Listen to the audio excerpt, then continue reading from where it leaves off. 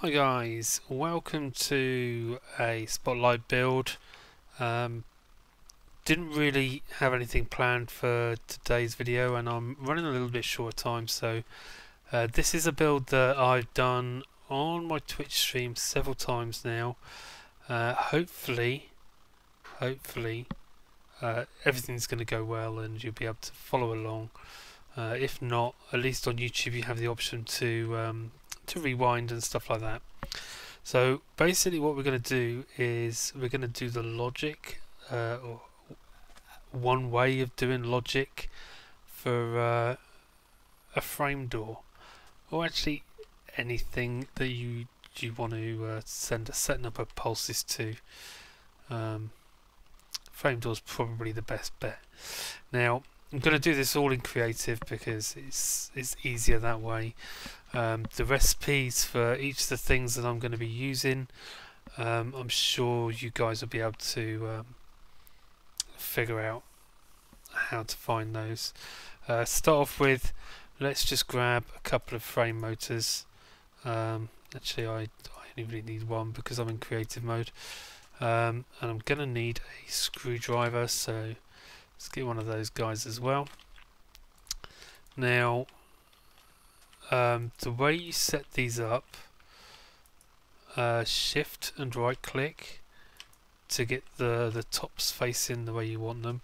Now when you set frame motors up, you kind of want them pointing towards each other in this particular instance, and the reason for that is that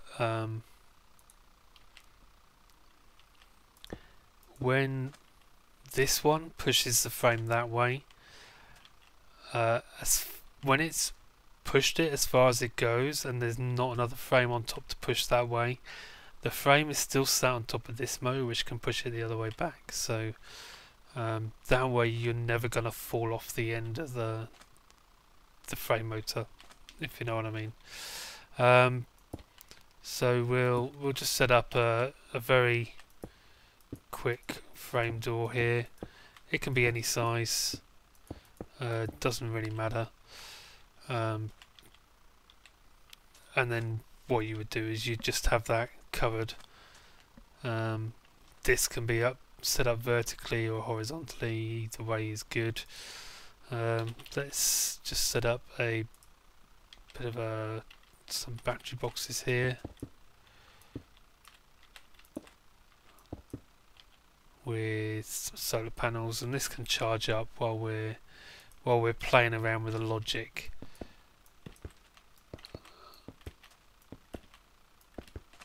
Just slow down a bunch of them, like so. Just get some power going. Now our logic we're going to do all over this side here. Basically the way we want to control our door is we want a push button.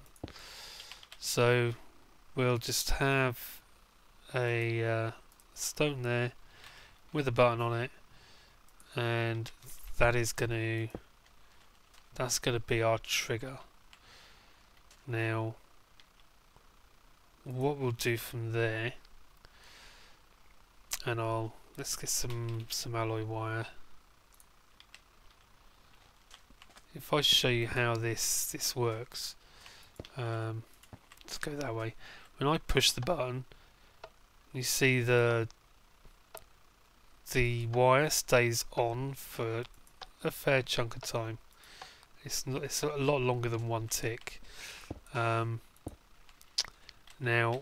ideally what we want to do is we want to turn that into a single tick, because if it lasts longer than a tick, it's going to mess up when we use the state cell. And I'm actually going to move this back a little bit because we're a little bit closer than I want to be. So the first thing that we do after our button, we're going to need a pulse former. Now the pulse former is going to take that pulse that we send off the button, and it's going to turn into a very short pulse. You see that? And it's that very short pulse that we're going to need to trigger our state cell. Now the state cell is quite a cool little piece of logic. Now what it will do, and you need to have the input set right. Basically this is the input side here. When you send a pulse to this side, this state cell is going to hold a signal for however long you set here on this side, and then when it's finished, that timer, it's going to shut that signal off and send a pulse down this way. Now if you want to reset the timer, you can send a pulse in this side, which we're not going to do, but we will in fact use this side when we're done. So now what we'll see is if we hit the button here, that should hold that for 2 seconds and then turn off. So how are we going to use that? Well, if we use a NOT gate on the end of that, like so, basically we get the option of using a timer. So if we grab a timer as well, we can put a timer down there, and this NOT gate is going to hold that steady until we press the button, and then it's going to let that timer run for 2 seconds. Now the timer is initially set to 2 seconds, so it's allowed to run once. If we have this set to say 12 seconds, that's going to run 6 times, and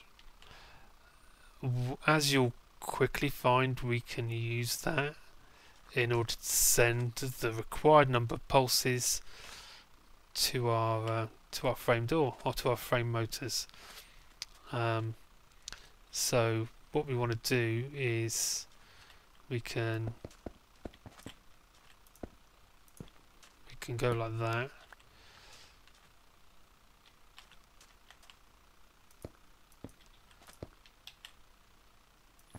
Very easily, like so. Do that. Now this is kind of going to get in the way. Could be awkward. So what we want to do, just so that we don't get the wrong pulse, we would initially just want to set a, actually we can't do that. I need to turn on all the red power stuff. Then we can find strips. We need a cover strip. There's a cover strip. So we put a cover strip there. That will stop it connecting. Now, as I said before, though, we're actually going to want to use this output. And if we run this now, what's going to happen is both of those are going to pulse at the same time, and that's going to kind of freak out a little bit. Well, it's actually broken the broken that, because I should have gone in here and used another cover strip there, like so. So now if we hit it, it's going to run 6 times, but they're going to kind of fight, which is not exactly doing what we wanted to do. Now this is, let's say this is going to be a 3 wide door. Well, actually, let's ignore the timings for the moment. We'll come back to the timings shortly. We want them to not fight, basically. Now there is a way of doing that, and the way that I tend to do it is I use a combination of a toggle latch, which is here, We'll throw that down there, and that one we need to actually turn so that we've got it like that. We'll get rid of that for a second, it's going to get in the way. Toggle latch, and we want 2 AND gates. Now the AND gate is going to, if I can find it, it's actually the red power AND gate that we want, this one here. We're going to have one there and one there, and what we'll do is hold on a minute, I need to reposition this a second. Okay, what we need to do is have our toggle latch, toggle latch there, an AND gate here, and an AND gate there. That's right, I think. We can turn that way. And we want to use the output from our state cell to trigger this toggle latch. And we're going to do that using a null cell. Now a null cell basically will allow us to cross wires without them interfering. So when I put that down there, this signal is going to be able to get to the toggle latch, and this signal from the timer is going to get to the AND gate. Now what this toggle latch and AND gate setup is going to do, and what we need to do with each of these AND gates, is we need to shift right click on them so that the input that's furthest away from the toggle latch is turned off, like that, and like that, and that's a shift right click to do that. So now what's going to happen if we get rid of this, we'll only get a signal going this way if the toggle latch is pointing towards that AND gate, and when the timer or the state cell is finished doing what it's doing, it's going to send a pulse to the toggle latch and turn it round. And that's basically what's going to happen with that. So as we can see, this one's running at the moment.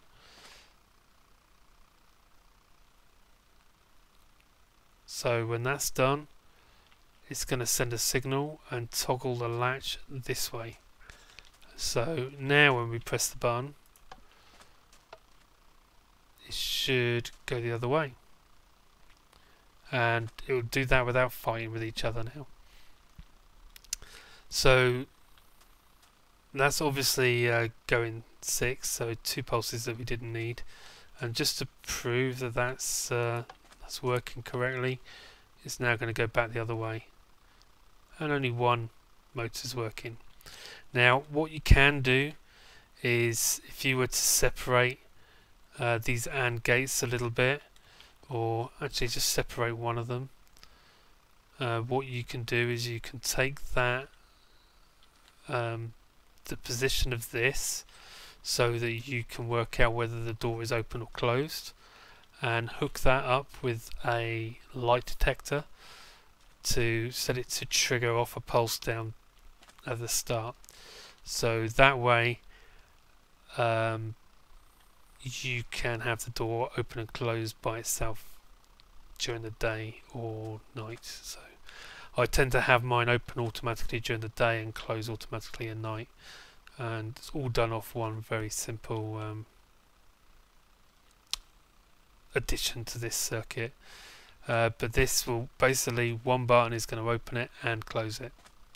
You don't end up with 2 buttons, which is nice and tidy.